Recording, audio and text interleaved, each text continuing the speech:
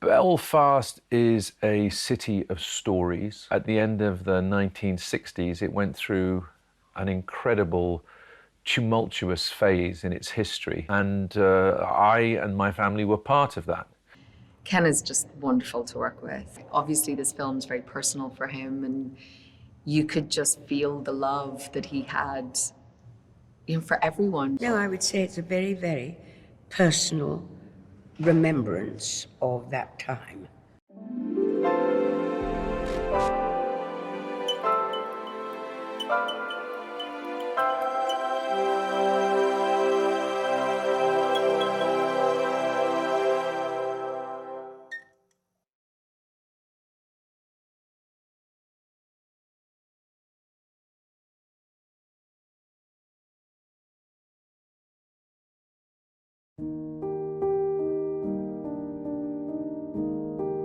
The story is told through the eyes of a 9-10-year-old boy. And this is a 9-10-year-old boy who already was watching a lot of television and a lot of films and starting to filter experience through other imaginative encounters with stories.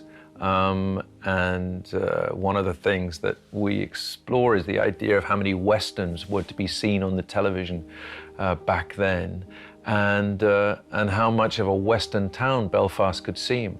When I wrote the script, I actually did feel I was writing a Western, and one that was sort of constructed in the mind of the 10-year-old Buddy. I play Ma, who is this wonderful, quite complex woman. I mean, I think she's very much the master of her own domain, and in this quite tight-knit community, she's a force to be reckoned with, and she can pretty much handle anything. But I do think that she has limitations in certain ways, and I think that that's a product of her upbringing. I think she struggles to sort of see past this little patch that she knows so well. And I think that this idea that the world is changing around her installs her with a lot of fear, because I think that she's great at what she knows, but anything beyond that, it kind of terrifies her a little bit. Well, I'm playing Pop, who is the grandfather in the story. The protagonist, young Buddy, is 9 years of age, and he's my grandson. And I guess this being Ken's memory of his own grandparents, is cast Judi Dench and myself as Pop and Granny, which is a huge thrill for me. I don't know about how she feels about it, but I'm absolutely delighted to have Dame Judi Dench as my missus. Long-suffering as she may be in this role, because Pop is very interesting. He's called Pop as the grandfather. He's a working class man who's never really pushed himself, never really got on. He was an ex-miner. He went over to England to work the coal mines in the late 40s, 50s, because, as I remember, the wages in England were much higher, even if they weren't that much, than they were in the north of Ireland at that time. So people sometimes left the north of Ireland to go and work in England and come back once a month to be back with the family, but maybe bring more money in to help run the house. And Pop did that for many years. I play Pa, who is father to Buddy and Will, and husband to Ma, played by Caitriona Balfe. And I think Pa is ultimately a really good person trying to do right by his family. And he's, like everyone in Northern Ireland at the time, is sort of forced into this very difficult position of trying to make big life decisions that benefit the family and try to get through these very severe times that are happening around Belfast in 1969. But ultimately, he's trying to do the right thing for his young family, and so he works in the building trade as a joiner, and a lot of his work is bringing him over to England already. So then, when there's the opportunity to escape all the troubles that are happening in the north of Ireland, he takes that opportunity and tries to help his family. My character is Ken Branagh's grandmother, who lived in Belfast and lived in a terrace house in Belfast and was there all during this time. And obviously adores her grandson and is very fond of her husband. They have a kind of, sparky kind of relationship.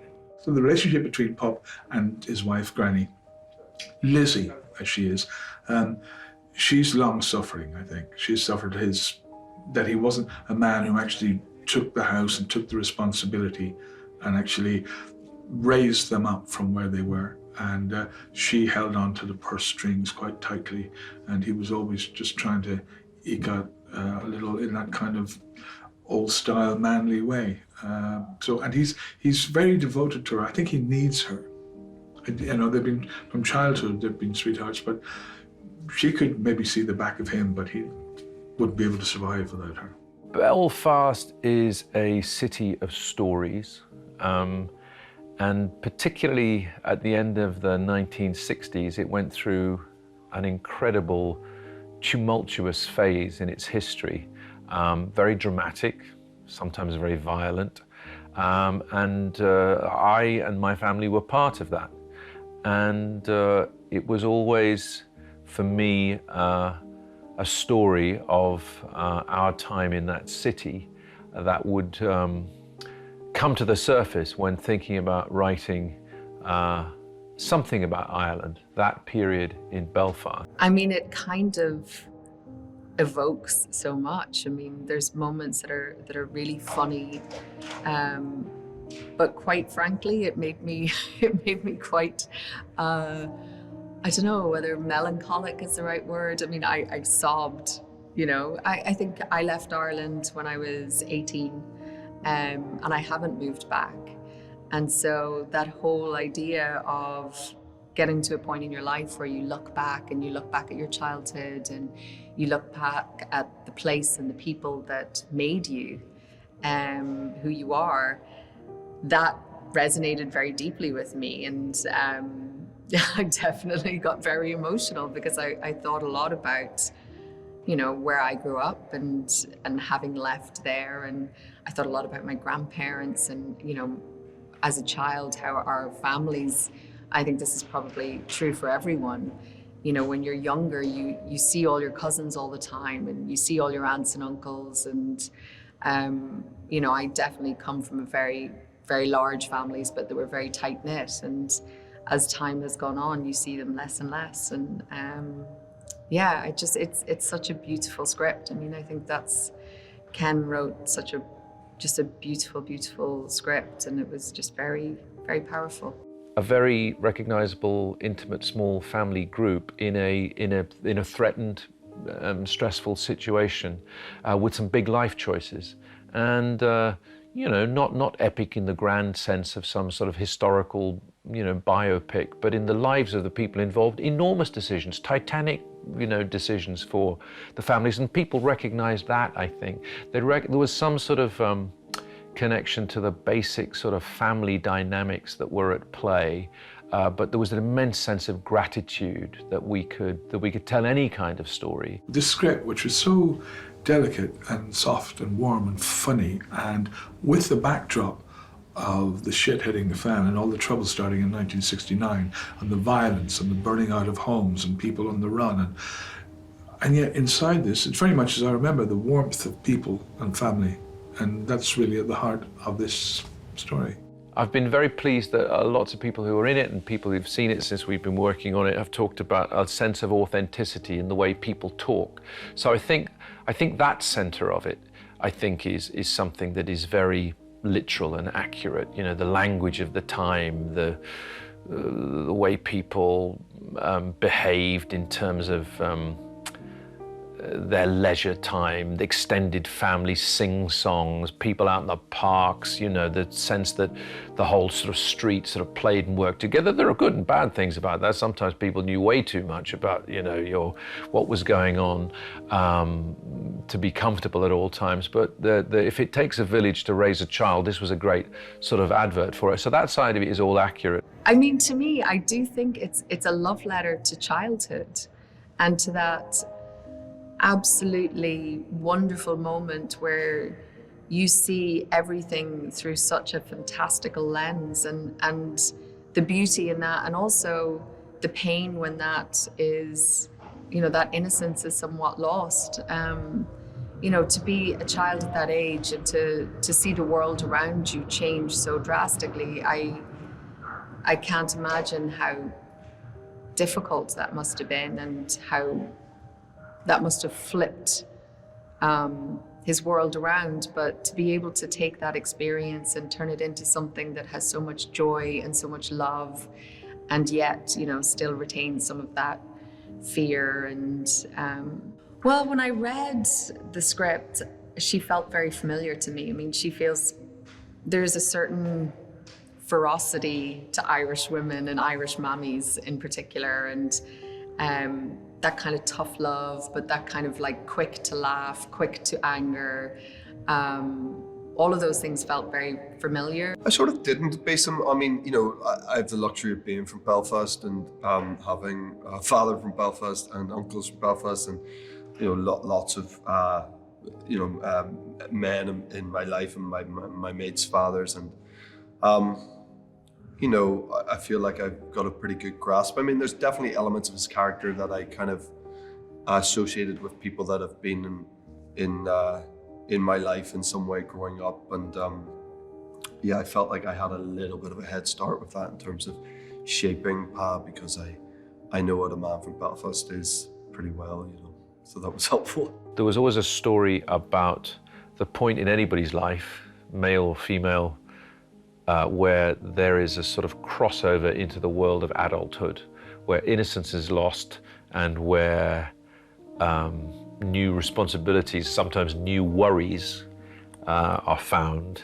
And that moment, capturing that moment of crossover, which is, in this case, in Belfast in 1969, was slightly accelerated by the events around us all. I felt a lot of pride, you know.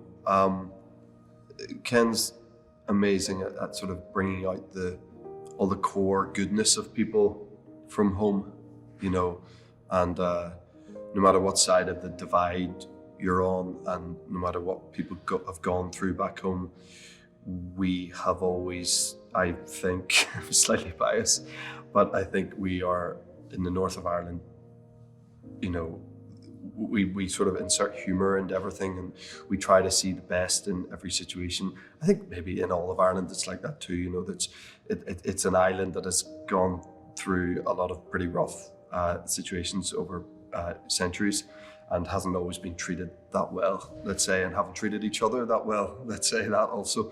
And I think we've had to sort of use humor to sort of combat that and get through those situations. So I think Ken really drew out that humor from the people there, which I really respected. But it's a joyful script in many respects, considering the very troubling aspects of what's happening and the backdrop of what is starting to happen in Belfast at that time, and the fractions that are starting to occur, and the division and the uproar and the violence. There is still humor, and there's people trying to live their lives and make these decisions. I read it and I just fell in love with it. And then I had a Zoom call with Ken, which was a first for me. And we sort of read through some scenes and had a lovely chat. And then it all happened very quickly. It was sort of like, okay, it's happening, and they want to see you in a week and a half, I think it was, or something. And then next thing you know, we were down in Ascot. But yeah, it's just been such an amazing process, and the project's been so special, and I feel very grateful that I've been able to be a part of it.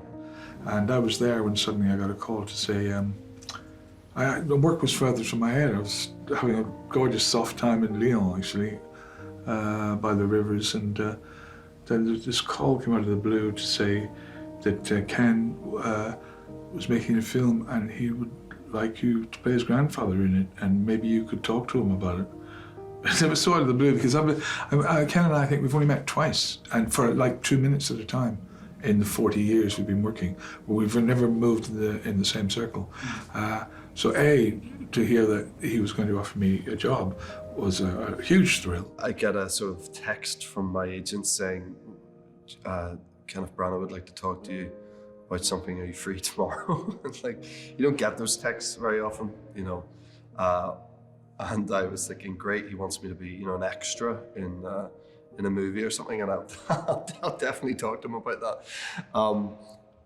So they sent the script, I think maybe that evening. It all happened very fast, and then suddenly I read this script. As soon as I saw the title, Belfast, I thought, oh, hold on a second, this could be something really, really interesting. Not very often you get a script sent, then the title is your hometown, and it's with such esteemed people involved in it, like Ken. So read the script straight away, and I think the next day I spoke to Ken on a sort of FaceTime call, and just instantly, as I imagined I would, was sort of connected to him and saw how much this material and being from Belfast meant to him, and obviously being from Belfast means a lot to me also, so being able to riff off him in terms of talking about what that feels like, you know. Well, we wanted a level of authenticity. So Jamie Dornan is a real Belfast boy. He's just outside Belfast in Hollywood, County Down, and Kieran Hines, who plays Pop, was brought up a mile from where I lived, so we practically could have shouted at each other from house to house. Caitriona Balfe is from the south of Ireland, but has a great understanding of the sort of vernacular Irish extended family life. And then Judi Dench, who has a lot of Irish blood in her, is the thoroughbred who can sort of do anything and attracts many actors because they so want to work with her.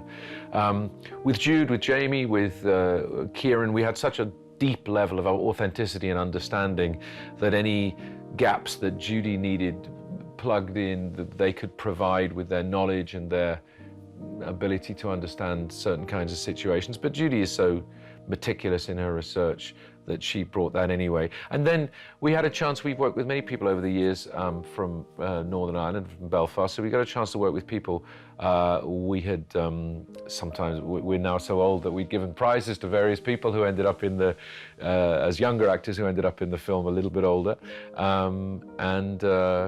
It just needed particularly to sound Irish, but we also needed people who could do that and be very clear as well, because sometimes the Northern Irish accent can be something that a larger world takes a moment to catch on to, and we didn't want to have that time delay, so you needed authenticity and clarity, and this group of actors gave it, plus a sort of sense of energy, real sort of front-footed energy that I liked, there was an outgoing quality that meant they became a family very quickly. Jude Hill and Lewis McCaskey, who played Will, his older brother, they got to be very sort of filial and fraternal immediately. So did Lara McDonnell, who plays Moira, this sort of cousin. And that, frankly, one of the elements of lockdown, which was the bubble in which people had to live, was very good for engendering a sense of family, which was so key to what we were after, and this film benefited from it. I got a message once saying, Ken is in a meeting and he wants to drive over and ask you about a part that's coming up. I said, tell him to just stay at the meeting. The answer is yes. And that is absolutely not even a made-up story. I've never worked with Judi, but I've seen her so many times being brilliant, and I've heard a lot of stories about her being quite, I don't know what the word is. Would it be naughty or cheeky, whatever, just around the set, but brilliant. We see how brilliant she is. And actually go and throw myself at her as her old man was more than thrilling. And then they throw in one of the most handsome men in town, Jamie Dornan, for his son. So, you know, we've got good backup. And then he happens to marry this beautiful and hugely talented Caitriona Balfe. And we're quite the family. We're not smug about it. The film is really about that. It's about an understanding. And it isn't a complete understanding. It's merely a sort of, in the current state of knowledge, and the knowledge is not just intellectual, it's knowledge of the heart, of who you are and where you came from and how those things add up, and that an acknowledgement of it is can be very powerful. Certainly not just for yourself, because if it's only for yourself, really write something down or have a have a good think about it. But if you believe that there could be something that is powerfully recognizable to other people, then it may be worth sharing that story. And in this case, I thought it was. So inevitably, you go through a very sort of full experience of it, which is often, yes, one of the things I think I've learned to do on this is be very happy about being emotional and, you know, crying a great deal of the time. But often it's to do with recognition and on a profound level, gratitude. This young fellow that they found called Jude Hill, it's funny sometimes when you see people with all these gifts and talents, and then there's this little blonde fellow of 10 years of age with little freckles and a sweet open face, and yet with this wonderful seriousness he has, and this instant access to humor or a joke, and his openness, and suddenly you go like, this is extraordinary. This is like a young Ken Branagh, actually, in the flesh. Not me, but this is it. This seems to be it. And I don't know how they found somebody like this. Somebody's done an awful lot of work. And then to watch Ken work with him, never once telling him what to do, just suggesting or asking him questions, seeing how he finds it, and letting him develop his own thoughts at 9 or 10 to how he feels about the situation. To try and catch that on camera. It's quite wonderful to watch, to be around that. Jude Hill, you know, does an excellent job in the film, and who we seem to find at a moment where his talent was ready to both blossom at the same time as Jude himself was in the best possible way ordinarily enjoying himself as a 10-year-old boy. So football for him in the film and on the streets was as important and enjoyable as making the movie. We wanted that. We didn't want somebody who was suddenly decided they were a big movie star. But at the same time, he was very serious, very prepared, very open, very flexible. Somehow you need this curious combination. Could you just be yourself, and also could you make all these tiny adjustments I'm asking you to do that might be difficult for an actor with many decades of experience?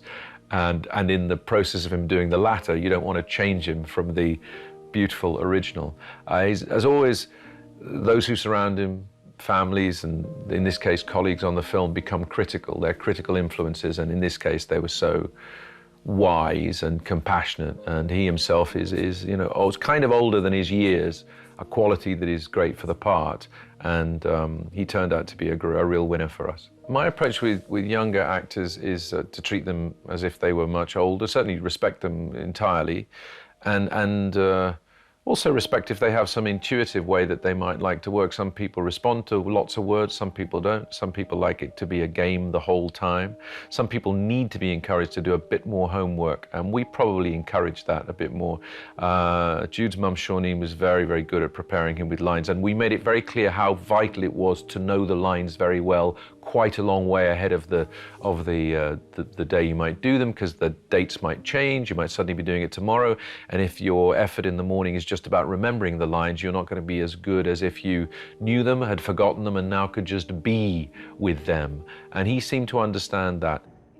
Jude and Lewis, well, I think I'll just hang around till they grow up.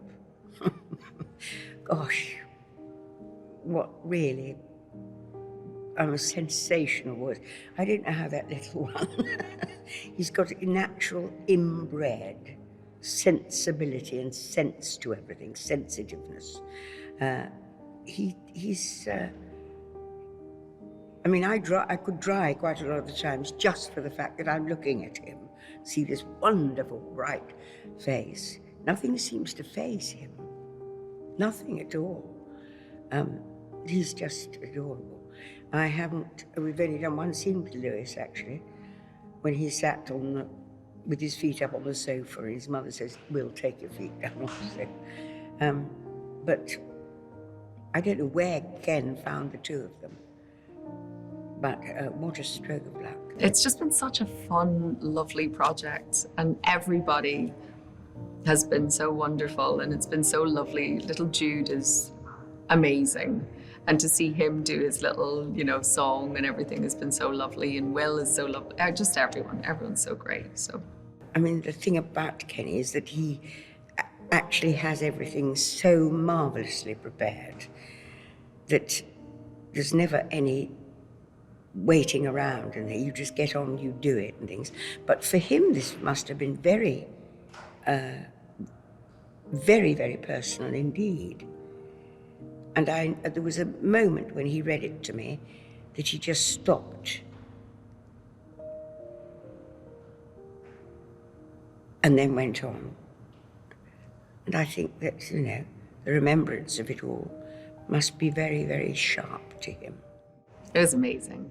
Ken is just wonderful to work with. He's one of the most patient and generous and fun people to be around. Obviously this film's very personal for him, and you could just feel the love that he had, for everyone he has written about, for the compassion he has for everybody that he's written about. And then as an actor, to have a director who understands so well what it's like to try and give moments, and his compassion and his patience with an actor, and he never shows his stress. He came and read the script to me, because I can't read anymore now, so I have to use other methods of learning and things. And we didn't have a pause. And he started at the beginning, and he read the entire script through. I don't think I suppose I must have breathed, but it is just, I thought, sensationally written. And it's a time that I remember very well indeed. I mean, my family were in Dublin, but I had an uncle in Belfast at the time. So there were lots of things I remembered very, very well about it. Naturally, Ken is able to, he's so brilliant, he's so quick, he's so sharp, so intelligent, there's such, as far as I can see, vast reserves of knowledge. He's able to put them into practice economically and with a speed that allows things to keep ticking over. And yet, at the same time, he's able to find warmth, camaraderie, time for a little fun. But meanwhile, this extraordinary discipline is moving everything in the right direction. And it's great to be around that, because it puts you at your ease. It's never, sometimes in front of camera, it can be tetchy and dangerous, difficult, people losing. This is just allowing things to happen. So not only have I not really worked with an actor as a director before, I've never worked with an actor who's such an actor, such a powerhouse of an actor, such a respected, lauded actor. And I've loved every second of it, and the benefit of that are so many and plentiful. But my favorite aspect of working with an actor as a director is he is so mindful of where your head's at all times as an actor. The day before a big scene, of course the day of a big scene, the day after a big scene, he's so cognizant of where you are in your head, because a lot of us as actors, we're often in our head about stuff, and we're worried about how things are going to play out. And the day before, we had a relatively complicated scene, and the day before, Ken was sort of, how do you want to play it tomorrow? Would you rather we started wide and came in, worked up towards your close-up, or would you rather just straight off the bat do your close-up and get that when the energy's fresh in the morning? Directors don't ask you those sort of questions a lot of the time. You just sort of turn up and they're doing it their way, and you just fall in line, So that aspect of it I've loved. We knew that we wouldn't quite find the real place in Belfast, because it's 50 years on and not in the UK. So it was the gift was to be able to build it with real specificity. Size of houses, size of rooms, you know, the width of the street, and then to be able to shoot it every which way. If you're on location in a real place, you have to buy the place out. There are endless logistical problems that can happen. When you build something, you get a sense of freedom, you get a sense of control. You can create, you can paint pictures in a different way. So it doesn't have to be that big, because the world of visual effects can allow you to expand it a bit if you have the money and the budget. And so I was able to do something that was both built on specific reference of what that specific street looked like, and also how Buddy saw it. When I first went back to the street I was brought up in Belfast, I said, but this is a street for very small people. Forgetting that when I'd lived in it, I was a very small person, so it had seemed enormous to me. So I didn't have to make it quite literal, but everything imaginative that struck the eyes and ears of a 10-year-old is in that set. That's what Jim Clay helped build, and it allowed us to be tremendously flexible in the shooting. Yeah, I mean, it's so funny, because when I read the script, obviously, you know, it alludes to musical numbers and there's some moments in it, but you know, often when you read a script like that, it's like for a second and then they cut to something else. And so I didn't really take in how much singing and dancing there would be. And also nobody really asked me if I could do either. So I was like, oh, well, obviously it's not an issue. So I was quite surprised on our first day when I knew there was going to be a little bit of singing, but when they sent us to choreography sort of lesson, Jamie and I were like, wait, what? We're dancing? But it's been wonderful. It's something I never thought I was ever going to do. And I've had to, you know, get over quite a bit of fear of it. But I think, as always, when you do something like that, I have just loved it, and it's been so much fun. It's curious about black and white. When we see pictures, when we see a sort of Cartier-Bresson picture, you know, a black and white still, somehow it sort of bespeaks additional authenticity, additional reality, and yet it is not the way we personally see the world, which would be more sort of encyclopedic color. It's a curious paradox that you get a grittier and more realistic effect from a poetic treatment. And so this was something that I knew I wanted to be part of the sort of mythology of this story. And it's different. There's a Hollywood black and white, and there's what I would call a sort of European black and white. And the European black and white, on the whole, it has a more sort of sometimes emaciated quality. It has its own sort of particular beauties. But it was the Hollywood black and white that kind of branded itself on my imagination. Yeah, I think, you know, I think family is so important as part of the Irish culture.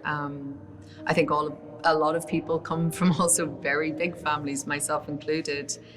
And, you know, you're always sort of taught growing up that family is so important and that you look out for each other, and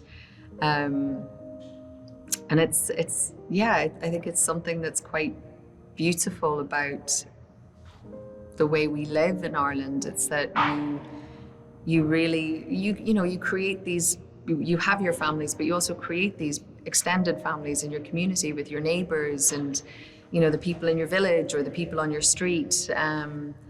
It's such an integral part of the Irish psyche, I think. Well, speed, we were working, inevitably it just doesn't matter what the situation is, there's never enough time and there's never enough money to sort of meet what your imagination suddenly thinks is required. It's not like you want to be profligate, but sometimes that's just how it seems. So rapport, you know, shorthand with people you've worked with before, an understanding of, you know, visual sensibilities, the way you like to frame things. I particularly have developed by now a sort of fairly clear sense of how I like to frame things. Hopefully not the same every time, but it's quite a strong taste sometimes. Thank God it is shared and indeed developed and enhanced by Harris Sambalukos. I've been very lucky with my photographic collaborators over the years. And Jim Clay, as you give him an idea and he runs with it, they come back knowing that they have a degree of freedom that is clear based on previous experience. You know, they know what they can run with and what they perhaps need to run by me. You know, I'm pretty good at decisions and relatively clear about what I want. You know, I've thought about that, and first of all, I think this film is for everyone, and I'm so excited for my nieces and nephews and for my parents to see it. You know, I think it's going to touch people on all across the spectrum.